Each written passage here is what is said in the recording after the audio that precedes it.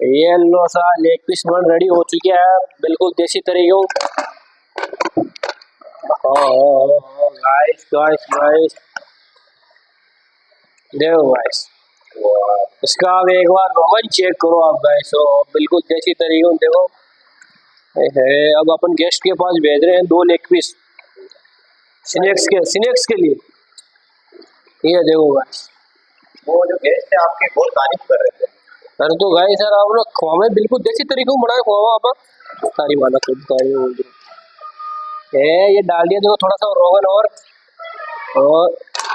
ये डाल रहे हैं हरा धनिया इसके अंदर, हरा धनिया डाल के भेजेंगे। देखो एक नंबर में।